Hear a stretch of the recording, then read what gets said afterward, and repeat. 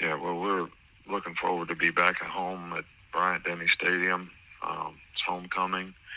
Arkansas is a huge challenge for us. Really tough team. We've had some really tough losses, and KJ Jefferson is really, really good player and very challenging matchup as a passer and as a runner. They're very aggressive on defense. They've, played really well so far this year. So, we got to look forward to the things that we need to do to improve on and get better and, try to build on the confidence that our team plays with. We'll begin with Bob Holt of the Arkansas Democrat Gazette.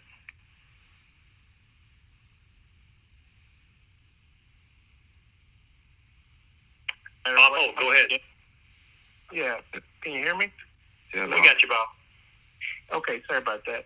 Hey, Nick, I know that Alabama's pretty hard to beat no matter the kickoff time, but I read in your notes that y'all are undefeated. I think it was 26-0 or something and 0.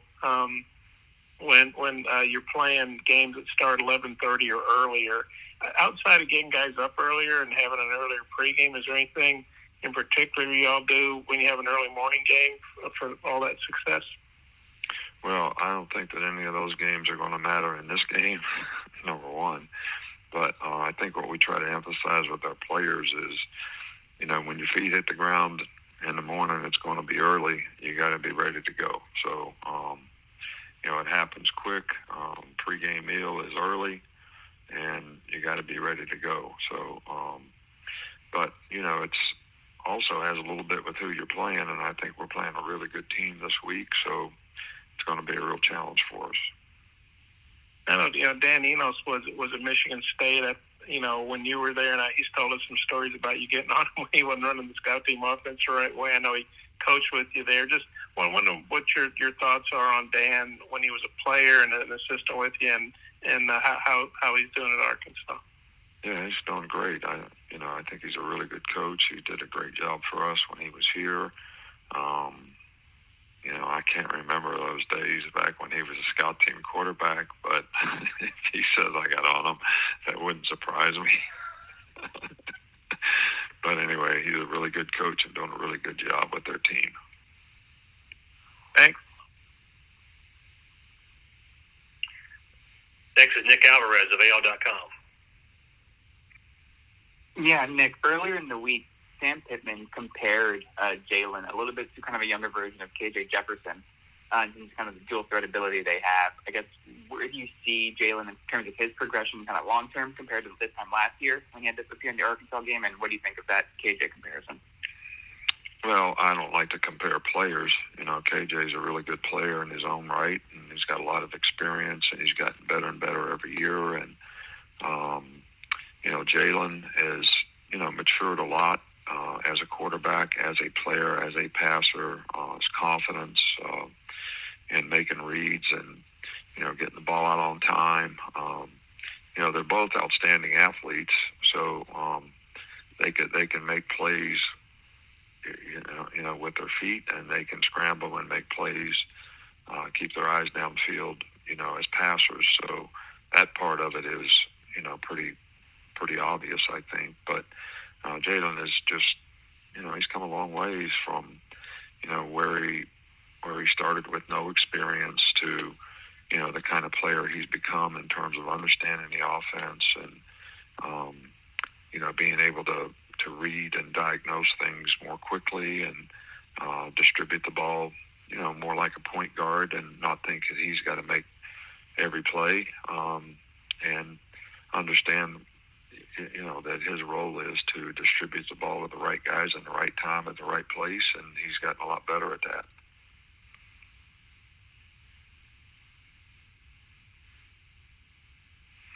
Next is Mike Rodak of 24/7 Sports.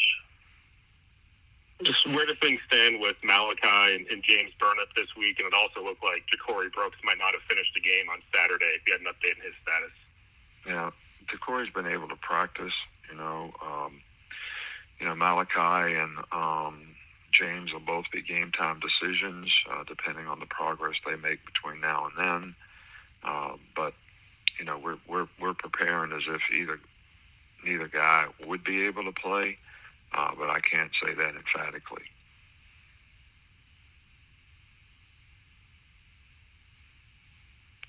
Next, we'll go to David Pascal, the Chattanooga Times Free Press.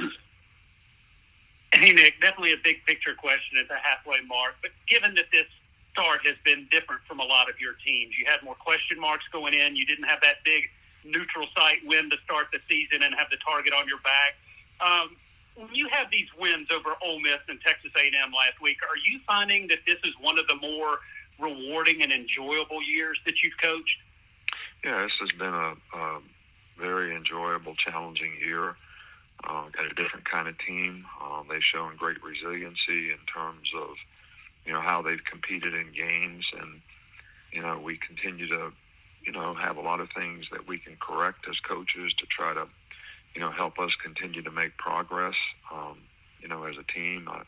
And I want the players to look forward in a positive way. I kind of use the analogy, if you started out bench pressing 200 pounds and your goal was to bench press 300 and you get to 250, you made improvement, you made progress, but you want to, still be motivated to try to, get to your goal and continue to improve and make positive progress. And as far as your players, I remember you had a game at Arkansas, I guess in 2014, that y'all won like 14-13. And after the game, you said, look, our players need to enjoy wins. These are big wins. Are your players, do you feel that the players are enjoying these wins that you've had recently, maybe more so, or has that never changed as far as a player enjoying a win? Well, what I want players to do is really enjoy wins. If you beat another team, especially in our league, because they're all tough, you should enjoy that. You should feel good about that.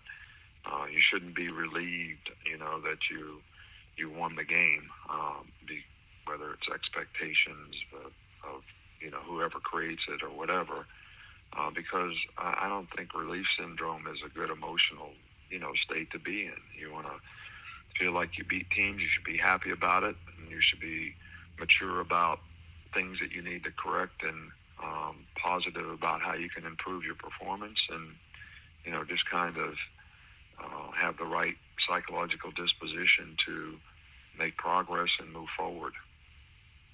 Thank you.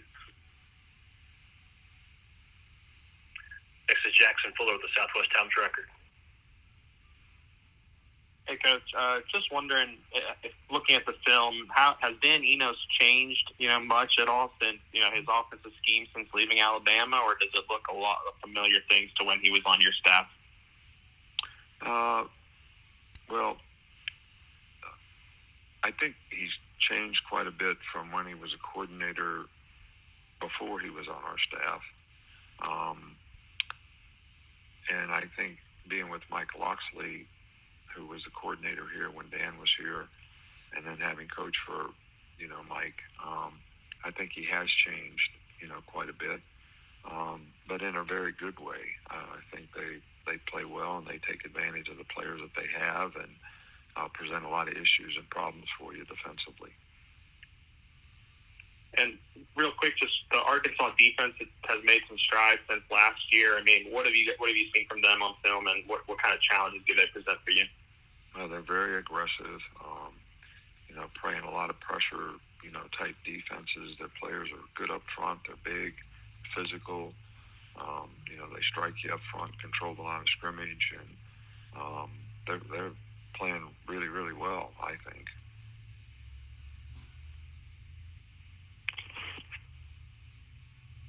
Next is Tom Murphy, the Arkansas Democrat-Gazette. Hey, Nick, Rocket Sanders had 100 rushing yards on you last year. He got 91 through 6 games this year. What do you see as affecting their run game so far? They've been able to run the ball effectively. I don't see them. They're a team that's committed to, running the ball. They run it. They've got good play action passes. They got RPOs that go with it. That they've made plays with. So the quarterback run game is really challenging. So they're doing a lot of good things on offense. I can't comment on. I still think that they're a good running football team. So never really looked at the statistics from last year to this year or any individual, but I do think that they're very capable of running the ball effectively based on their scheme and how they tie it together with play-action passes and RPOs. That's all your time, Coach. Thank you. All right, thank you. Well, our team's excited to go to Alabama. They are playing extremely well. Defensively, swarming to the football. Really physical group up front. Defensive ends are outstanding. Offensively, I think Milroe is leading the team exceptionally and well. They've got a couple of running backs that are really, really good.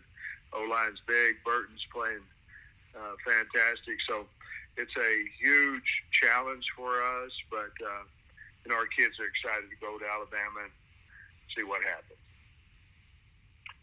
For questions for Coach, press 10, and we'll begin with Jackson Fuller of the Southwest Times-Record. Good morning, Sam. I think this is going to be Coach Eno's first time against Saban and back in Tuscaloosa since he was the OC there. I'm pretty sure. Are there any advantages schematically or emotionally with that kind of return, or has it been long enough now that maybe the familiarity is not quite as important? Well, I don't think there would necessarily be an advantage because of the length of time, as you stated, but also, we've been playing Alabama for a long time. I've been in the league for a long time as well, and it's not schematics that necessarily that you're aware of with Alabama. It's the players that are doing it and how well they're coached.